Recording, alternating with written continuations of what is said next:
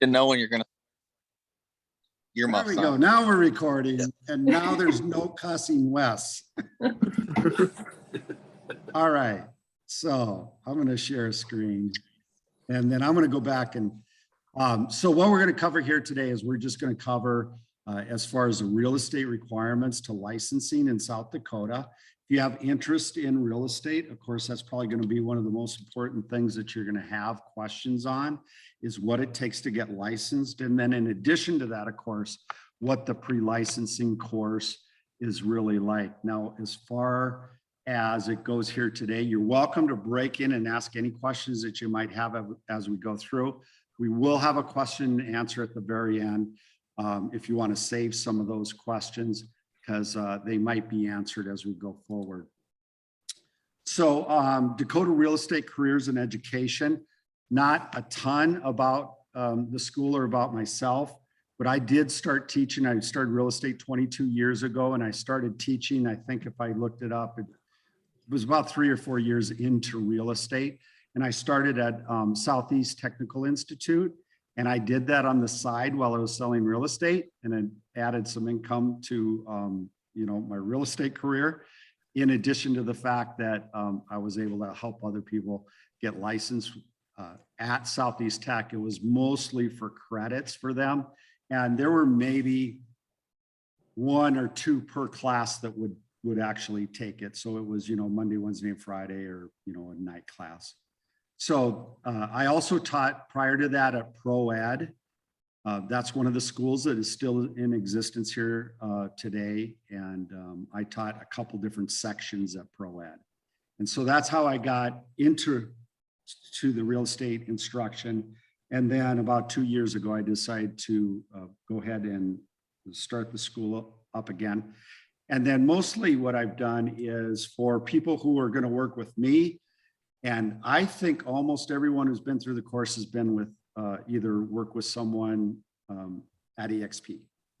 So the prior 2 classes that I had, those that passed, and those who went on and got their license are working at EXP. We'll just start a little bit with the licensing requirements. You can see they're pretty easy. You guys can read these certainly yourself, so I'm not going to go into a lot of depth, but you have to be 18 years of age. You need to be competent in business in a way that's going to safeguard the intentions of the public. So our job that the Real Estate Commission is interested in is not so much that we can sell houses, but that we are representing our buyers and sellers in the best possible way. Okay, that's really all the Real Estate Commission cares about, is that buyers and sellers are protected, right? They don't care if we can close on someone. They don't care if we can get listings. They just care that we don't treat people in a wrong manner. So we need to be citizens of the United States or South Dakota. And then we need to successfully complete 116 hours, which is tracked, of approved study through the commission. So that would be 3 different schools around here. So it'd be my school, Dakota Real Estate Careers and Education. It'd be ProEd, and then it'll also be South Dakota it's my old broker, Doug Nelson, South Dakota School of Real Estate. And we all do it a little bit differently. So when we get to that point, I'm going to just give you a quick synopsis. Mine is every week, and it's going to be a Zoom class in the evenings. ProEd is you do a bunch of studying, and then you go into the class for 40 hours. And then Doug's is a little bit different also. His is almost all study online, and then real estate law at the very end. And then so that I think ends up being a one-on-one session. So it really depends on how people absorb the information. And I'm not, it doesn't bother me that we're competition, because we all have a different way of I was going to say display, but that's the wrong word, presenting the material. So if someone's really good at online study, they might choose one. Someone needs class, they need to be face-to-face. They need to have interaction of other people in a group. It might be done differently. That might be ProEd, and then someone who wants to study every week, that'd be mine at this point. So the 116 hours, that is mandatory. They must pass the broker, state, and national multiple choice exams, and we'll cover those, and also a simulation exam. So a simulation exam is really more or less case studies. So they're going to give you a scenario, and then you're going to step through questions in that scenario. They'll start with one case study, and then they'll ask you a question, then ask you a question, and ask you a question. Then it'll kind of develop through the process. Let's see here. You must submit a completed application to the South Dakota Real Estate Commission within 60 days of passing the last portion of the examination.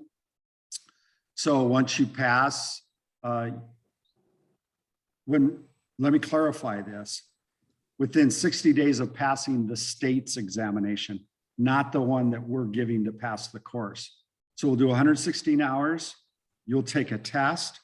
If you pass it at 80% or higher, it'll allow you to get a certificate, which lets you sit for the state test.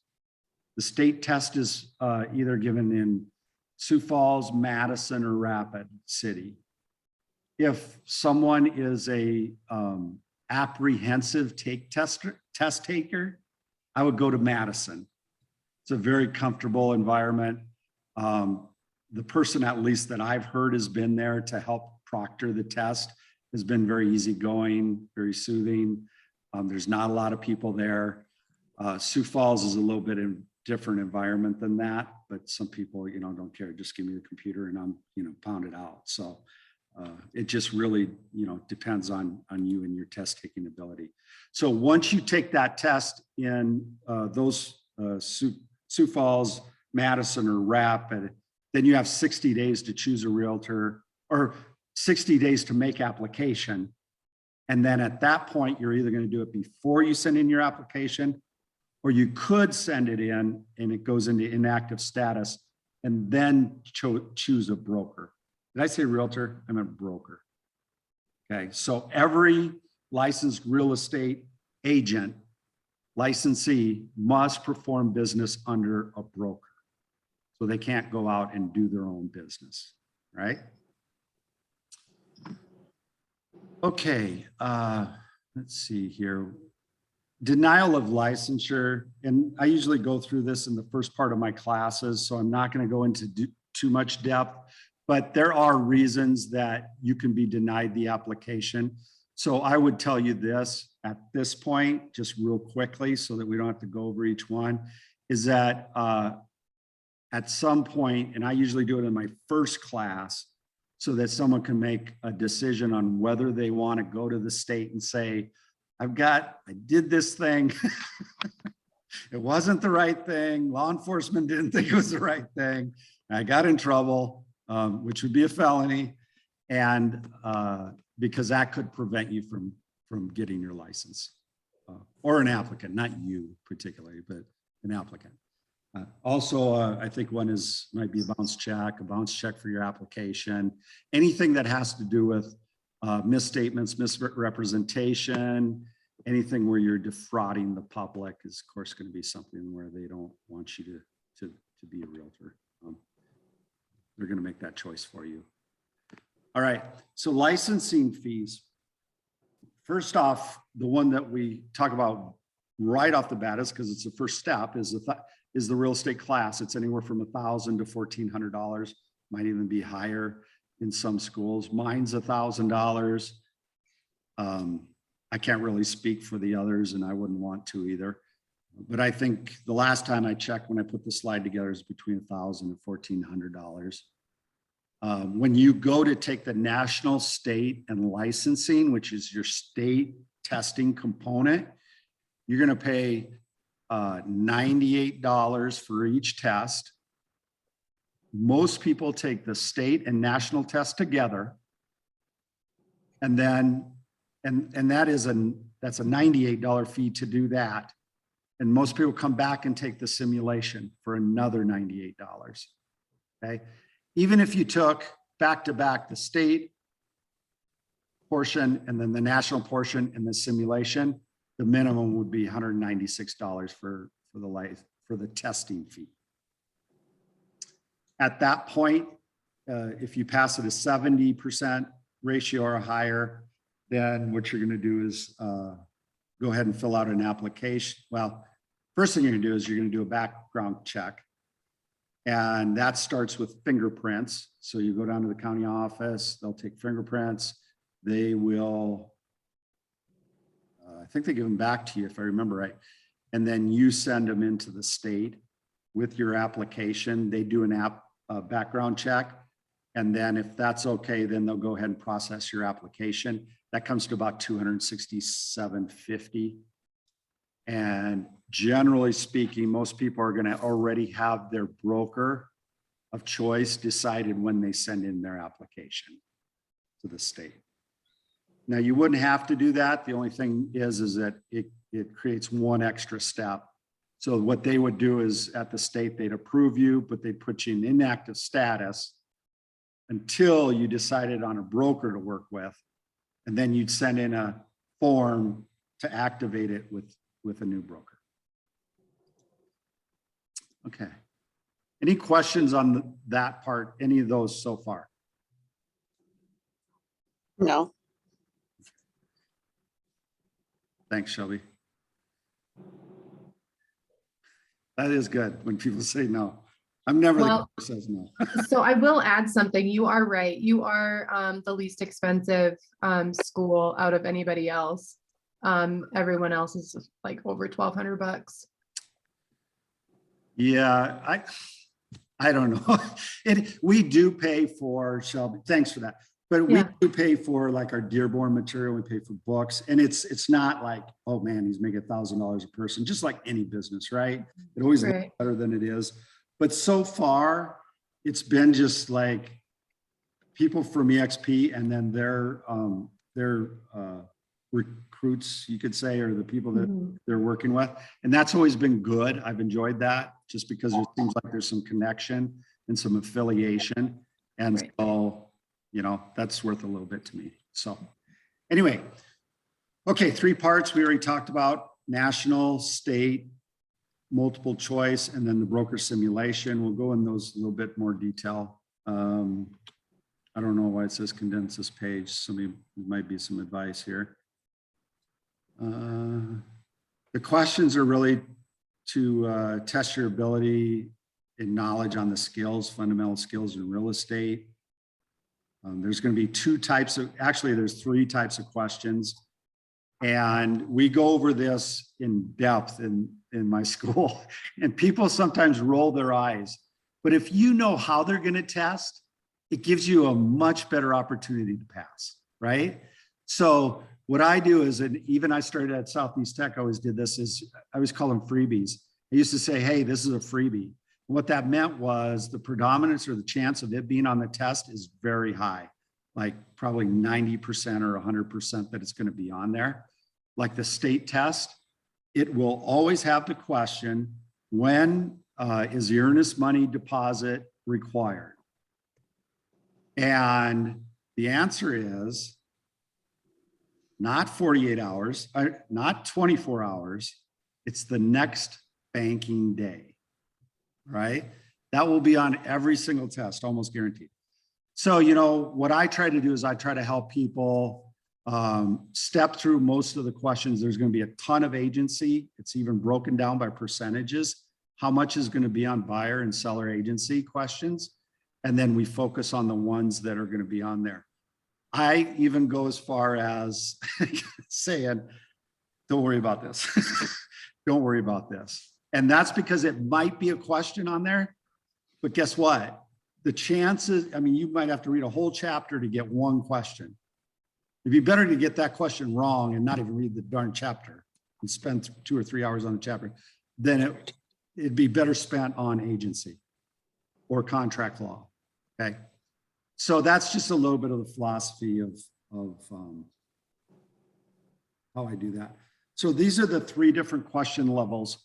So the very basic ones is always, you know, it's almost like a true and false, and it's going to be more or less your recall. Can you just, you know, answer the fact that it's the next banking day and it's not 24 hours? Because those are 2 different things, right? And then about 59% of the questions are one step further in depth.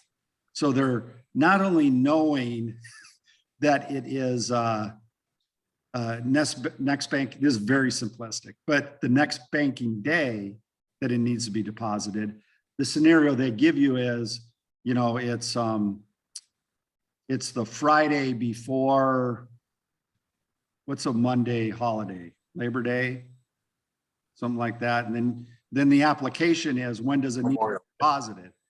Well, it'd be Tuesday, right? So that'd be a real easy and simplistic application. First thing is, you needed to know when the real date was, and then it needed to be enhanced. And then analysis is even deeper than that. So that's like capitalization rates on rental property and very complex agency questions and things like that. Now that really only comes to about 11%. I've never really seen a school break these down for people, but I've done that because I think it's important that they know that before they get to the test. All right. Also gone as far as to determine how many questions, because this is published, it's called PSI, that's the major national test taking provider. And they actually publish where these questions are going to come from. So one of the toughest parts of real estate school is people come to me and they say, I don't even know what to study. I don't know what to study. Well, it just says here, right? Agency relationships, 28 questions. So of the 100 questions, almost 30% is going to come from those two chapters.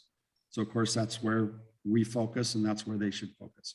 So I'm not going to go through each one of these, but there are 22 chapters, and the major portion of the test really comes from, you know, maybe half of that. All right. Here's some sample questions. We're not going to go through those. We would do that on the first day.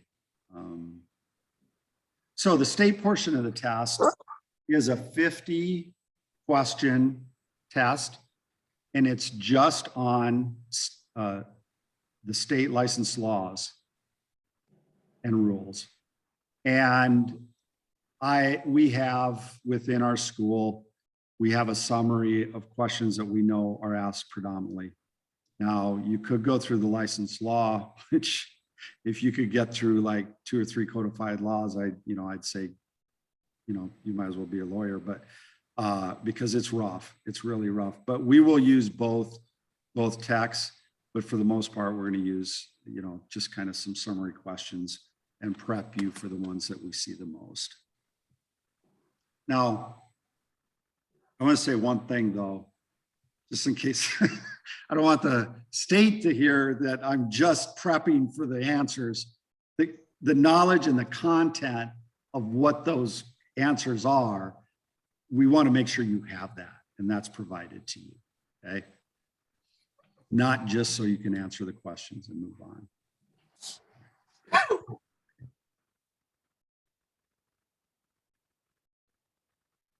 Yeah, these are some sample. This is, for instance, one of the ones that's just that very basic level answer.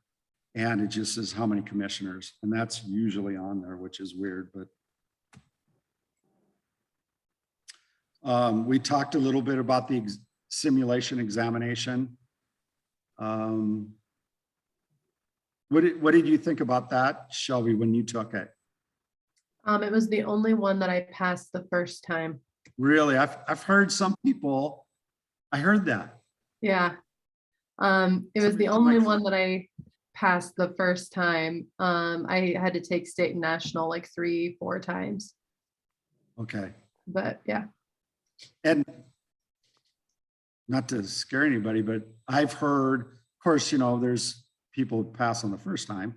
There's a lot of people who don't pass on the first time. I heard a guy that took 13 times.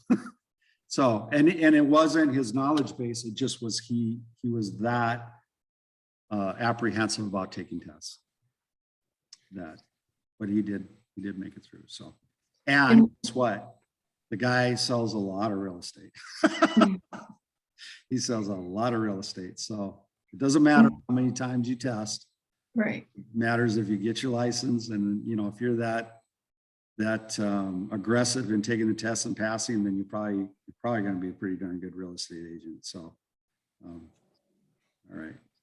The broker simulation I thought was the reason why I feel like it was the easiest one was because as long as you didn't overthink it and you just used common sense, it was easy to get through.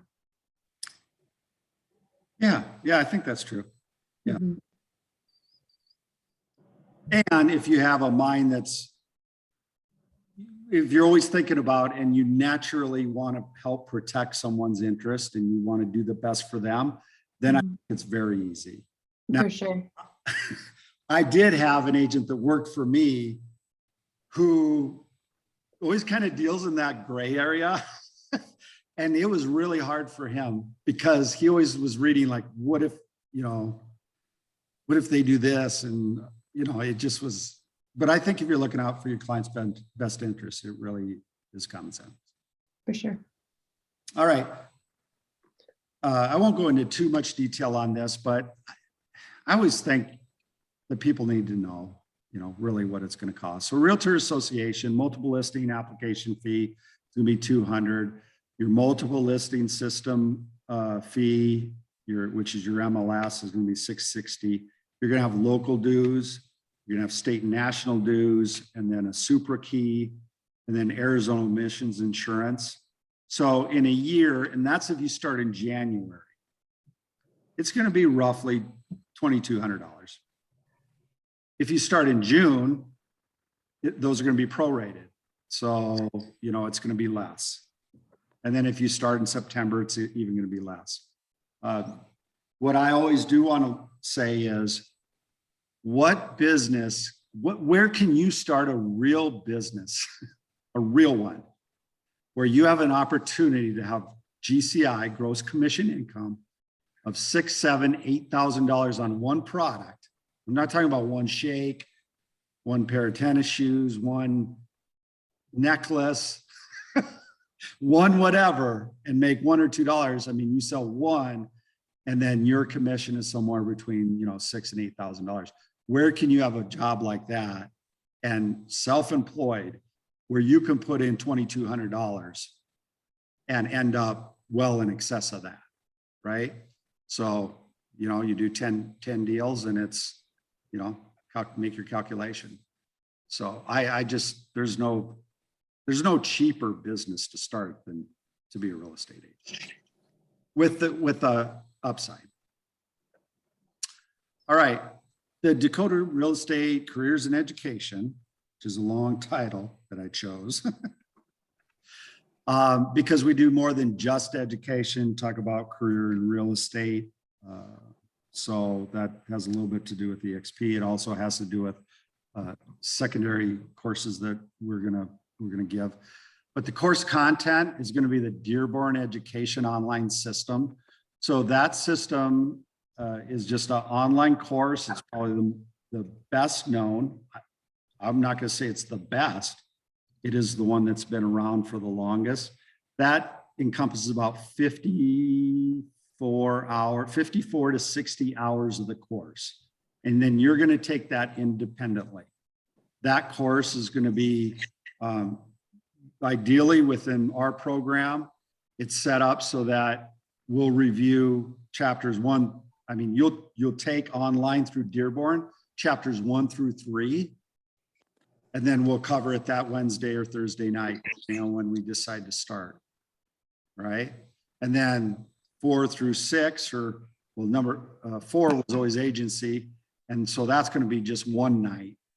And then some nights it'll be 6, 7, and 8, and then you'll cover that material. And in Dearborn, of course, it's a time situation, so they know and they track, because the state of South Dakota wants to make sure that everybody's putting in their time, the time that you spend online. And then at the end of each chapter, you'll take a test. Okay, that will not be the final test. That'll be just the one to say that you've accomplished the learning goals of that chapter. all right? In the past, I've been very lenient about that. And what I found out is that, once you get behind, there's really, it's like anything. It's like any course, like anything. Once you get behind, you can't catch up. So I'm going to put a few things in place now to help students succeed so that they're not they're putting themselves in that place, but I'm not enabling it so that I'm helping them get to the point where they can be ready for our conversation. Because keep in mind, our coursework at night on Zoom or the final week is only going to be 36 hours. There's no way that you can teach 36 hours, 116 hours of content. Students need to get that through this Dearborn study and a few other things that I have. So there's also a book that goes along with that. I know some people have told me that they just can't absorb it as well online. So then they've asked for a book. Let's see here. Weekly Zoom trainings. I think I go into a little more detail here. Yeah, the online book. There's a paperback book. I also provide Exam Smart a testing bank. Exam Smart is just questions. I think there's 800 to 1,000 questions.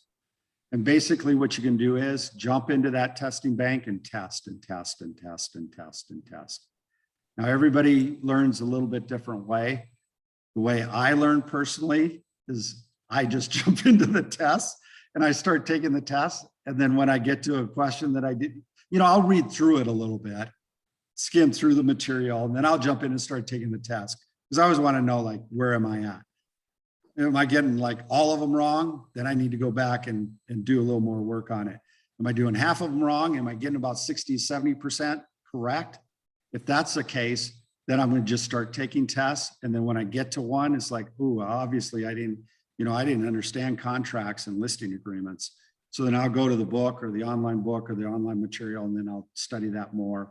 And then I'll get my competency up. So that's just another avenue in which we provide so that students can, learn in a way that's going to work for them. And then the AMP real estate book, I've got that in here, but I haven't really provided it much lately. If somebody wants it, I can certainly order it for them. And that again is just a paperback prep book. It's just questions, not just, it's good. But it's similar to what you could get online. There are more like basis summary material within that AMP book,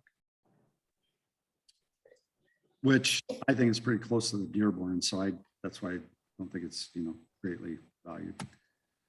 So real quick question. So you provide Exam Smart to the people that are taking your class?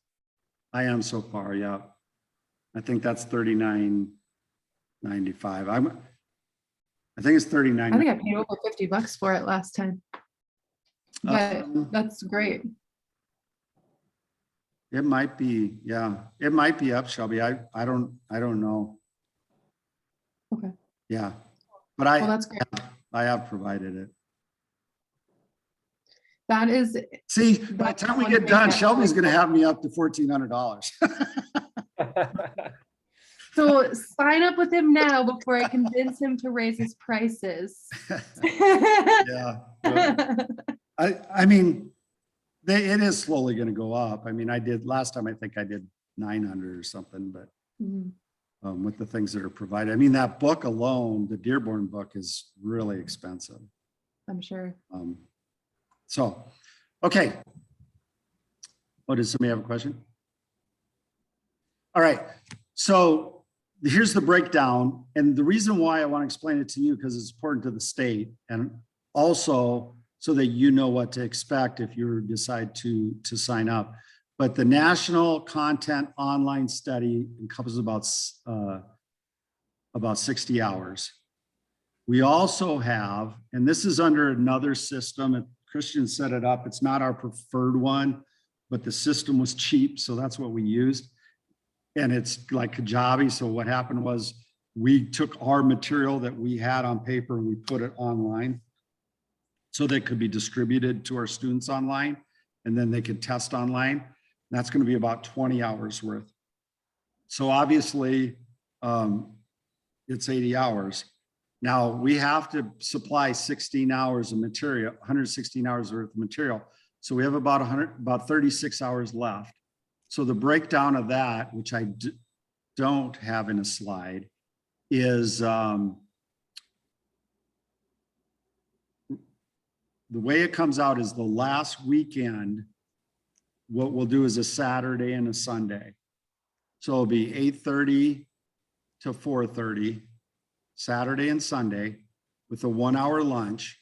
And that last week is the last 4 hours, 5 hours is for you to test out of the class and ask any questions that you might have based on the test so that I can clarify that. But the rest of the whole Saturday and then half a Sunday is like cram fest. So we're just going over, we're doing reviews. We're going back and hitting the biggest points, the biggest questions. We're giving testing tips, you know, which one to answer if you don't know, you know, certain things that might help you just from a testing standpoint. So the last weekend is pretty much a cram. So you can see that's already 12 hours. So that leaves us 24 hours to cover. So we'll do about 3 hours a night. And then, so that runs about eight weeks. So, you know, that'll be Wednesday night. Usually we start somewhere, you know, my first class, we started at 6:30, went to 9:30. That got kind of late. The second class, they were able to, everybody within it, because it's not going to be a big class. You know, usually there's somewhere around 10 people. You know, I have to have about 10 to really make it worth it. What was I going to say? Oh, so what we were able to do is start, you know, closer to 5:30 when people got off work, because then we could get done a little closer to 8:30. So, because Zooms do get a 3 hour Zoom. I don't know if you guys have ever been on a 3 hour Zoom, but it can be a long time, especially if I'm speaking. So, all right. Any questions on that? Do you have any ideas when you think this class is going to start, Todd? If I wasn't going to Nashville next week for that EXP event, it would be next week, but it has to be the week after that. Okay. Yep. So, and I'm pretty much open. The only thing is if I don't make a decision on what night it is, then, you know, then you have somebody's, oh, Monday's best for me and Thursday, you know how that gets, right? Right. Oh, I am open.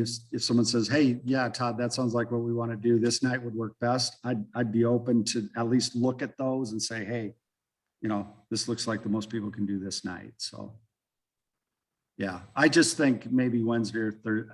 I don't know. Doesn't matter. Just so it's not Monday or Friday, I suppose. Okay.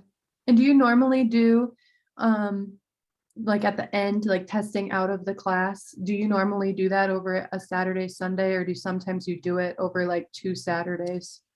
We actually last time I did it, we did a Friday, Saturday, because the group just more or less, you know, I said, hey, is anybody open? Because I think it was a summer or something, and some of them were teachers, and some of the others were like, well, I have to drive down to Sioux Falls anyway, because they were from here and they were from Watertown or something. And they were like, I'll just take off an extra day. So the only thing about this Saturday, splitting it up, I hate to get it it's already 2 months, you know? So yeah. I don't know. I mean, I'm open to it. If I was just curious, just because like some people who might work a Monday through Friday, like having a long, you know, it's cramming it into one weekend could be a long week, but you know. Yeah, no, I'm open to it, definitely. So we'd have to just kind of see the composite of the class and see where they all shook out.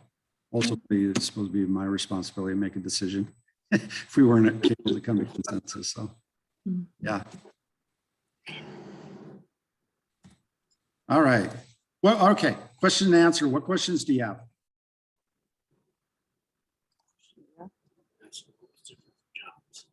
How is your class different from John's? Because honestly, I started John's and it didn't work out as well for me. So I ended up, my husband ended up taking over that class.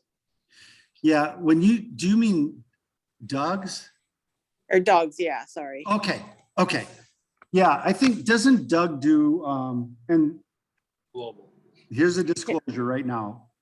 It's no judgment on either one of our systems, but isn't his mostly online till the very end?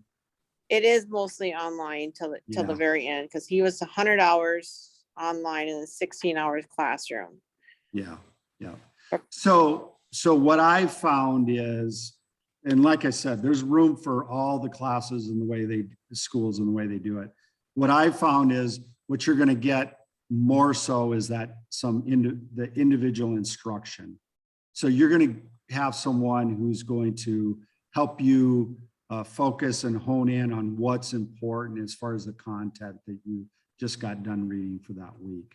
So you'll have 2 or 3 chapters, and then we'll do the 3-hour instruction on it.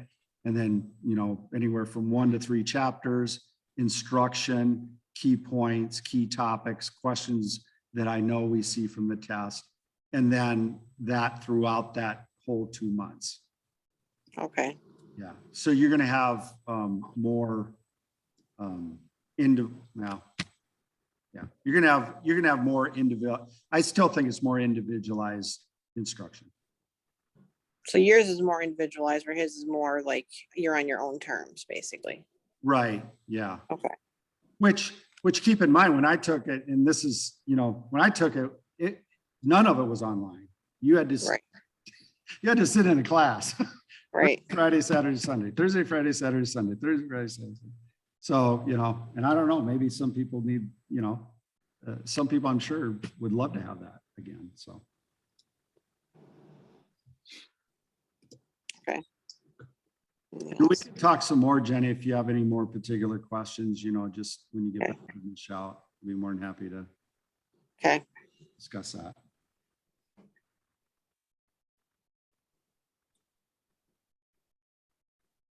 All right.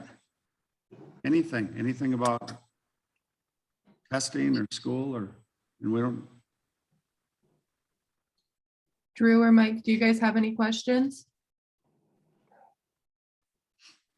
Not at this time, no. All right. We're not going to force questions. There's no reason for that. All right.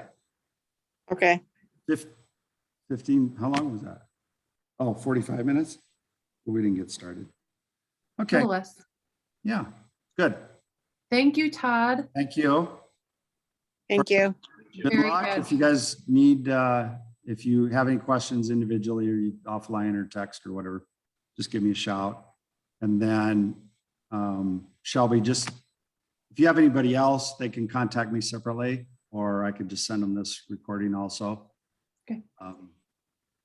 So, yeah. Cool. Sounds good. I will let you know. Okay, sounds good. Right. Thanks. Thank you. Jenny. Thank you. All right, see you later. Just a lot of the meeting. So leave.